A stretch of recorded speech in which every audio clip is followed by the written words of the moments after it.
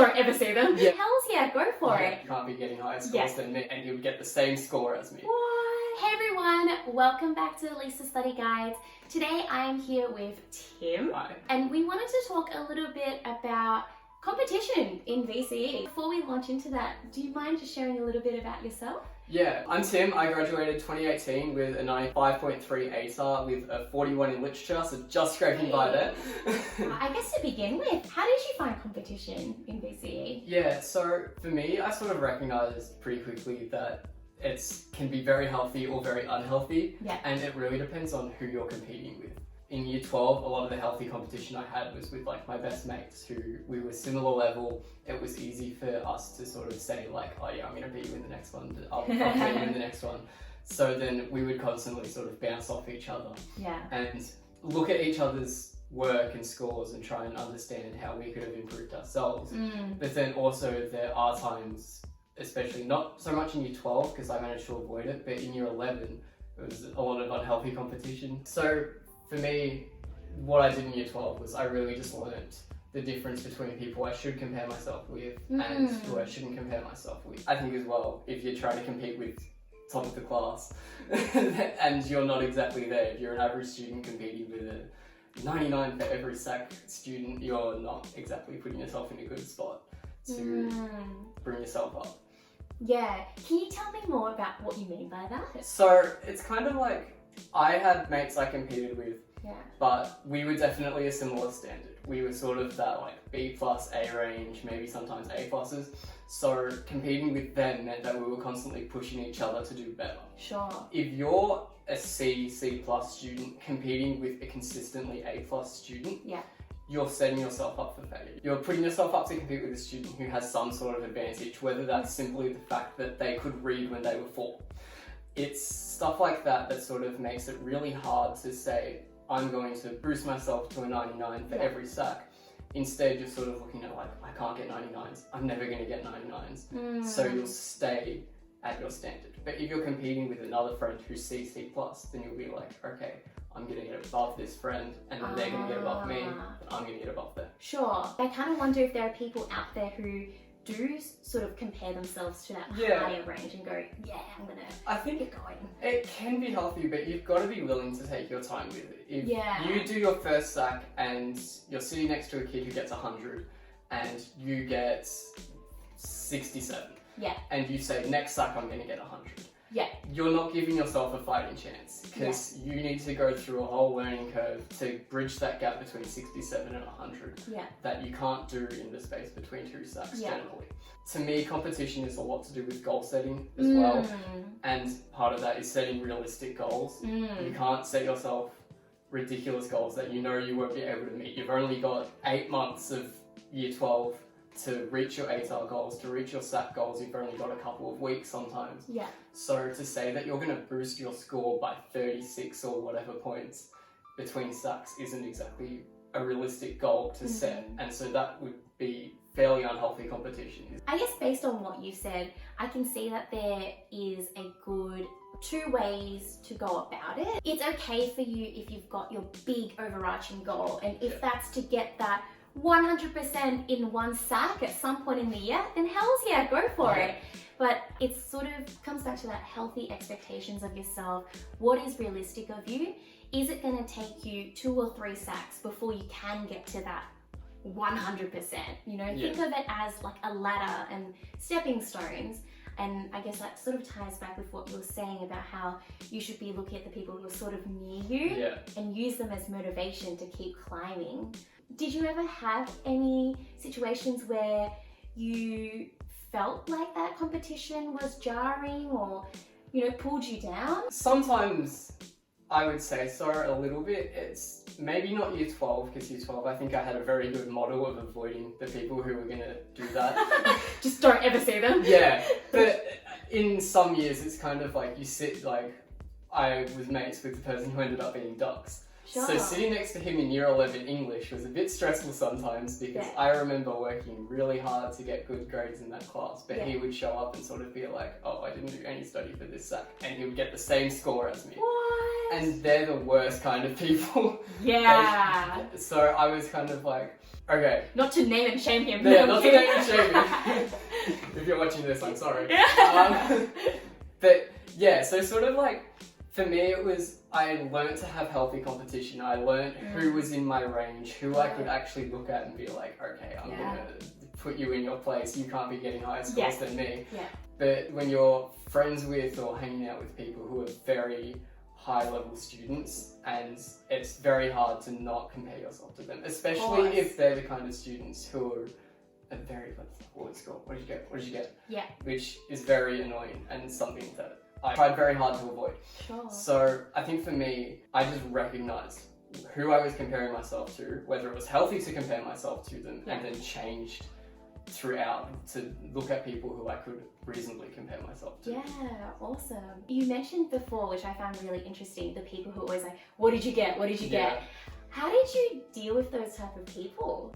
For me, it was kind of like, I just was like, I was fine, happy with it. That was always my response, I'm happy with it. Yeah. There's a difference between saying, what did you get, tell me your score, and are you happy with your score? Yeah. How did you go? Things like that are questions that you want to be asking people, because that's more reflective, it's less nagging, it makes you compare yourself less to other people. Like, even if you're talking to someone who's above your level, if you ask them what did you get, and then you find out they did way better than you, that's gonna really hurt. It's just like, that's really annoying. Now I don't want to tell them my score. Yeah. But if you say, how did you go? And they're like, I was really happy with it, I put in a lot of work to get it. Then that's good. That's them reflecting on themselves and you being able to be like, okay, they're going well, that's good. Yeah. So I think for me, having just that simple change of phrasing and getting in before my friends could ask me, what did you get? And saying to them instead, how did you go? Were you happy with your score? Sure. So that way they'll ask me the same thing instead of what did you get? That's really good advice. Yeah. Sometimes it's healthy to know, like, if you got a B and your friend got an A, where was the difference in scores from? That can be useful. Like, even sometimes when I did that, I'd look at a specific question. If I got 1 out of 10 on a question, because I was really struggling with it, but my mate got full marks, I'd be like, what did you get for this question? Can I borrow it? I wouldn't turn to the front page, just look at that one question and compare that and say, okay, I understand where I went wrong. Yeah. Because chances are, you'll get full marks on another question that they didn't. Yeah. So you can both learn from each other, even if overall they got a higher mark. That's awesome. I love that. So I guess in this way, you're turning the competition into something that's super productive because you are seeing it in a way where you can benefit each other. Yeah.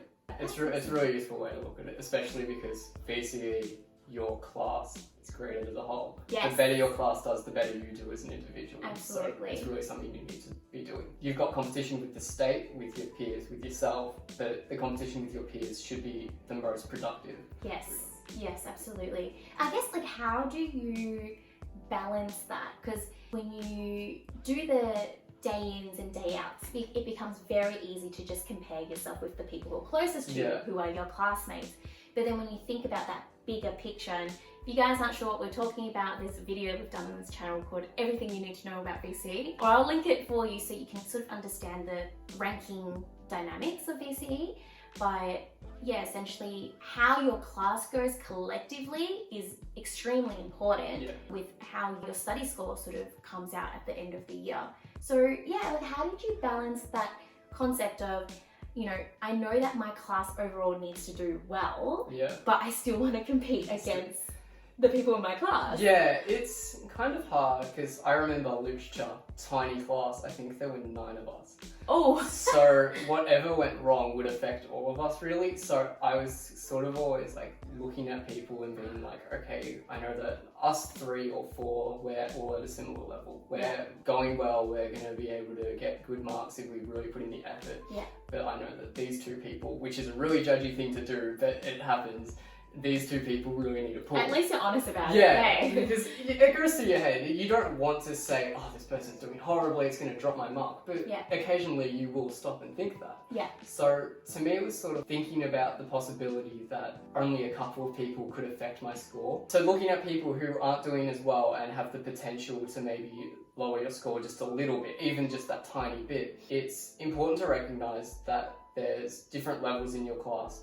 But I think I was very lucky in that my teacher was very focused on making sure that we were a team. You're competing with your classmates, yes, but you also need to make sure that you're all sort of similar, so then you will stick out even more in some cases. So a good teacher will recognize this and sort of like work to have students collaborate on things, share the higher marking students' essays with the class so that they can all see where the standard is and how it goes.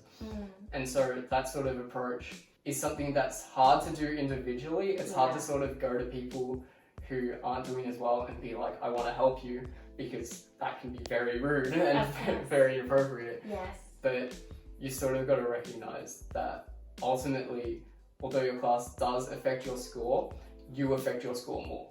I like that. Yeah. So you can sort of, if you don't reach your goal of a 40 and you're like, I can't believe it, this person completely lowered the class score and lost me my 40, you're really kidding yourself. Because it could have been hundreds of factors that came into play. It could have been that they ended up being the top of the class and you just don't know it, or they did better on the exam, or just the entire class flunked the exam. Or you flunked the exam. So it's really like the competition with your class and looking at your class as some people who are going to bring you down is just, it's a very negative way to look at it, even though you will occasionally slip into that mindset of this person, they better boost their marks. What advice do you have for anyone who's watching? I would say, just when it comes to competition, the person you're competing with most and the person it's most important to compete with is yourself. You will set goals at the start of the year, hopefully. It's really helpful. And you will compete with yourself to reach those goals. Even if there are times when you feel like you're not going to, it just means you need to catch up a little bit. It's a marathon, not a sprint. You'll reach your goals, but you have to constantly be in competition with yourself. You have to recognize that just because you got a 15 on one sack doesn't mean you can't get a 19 out of 20 on the next one.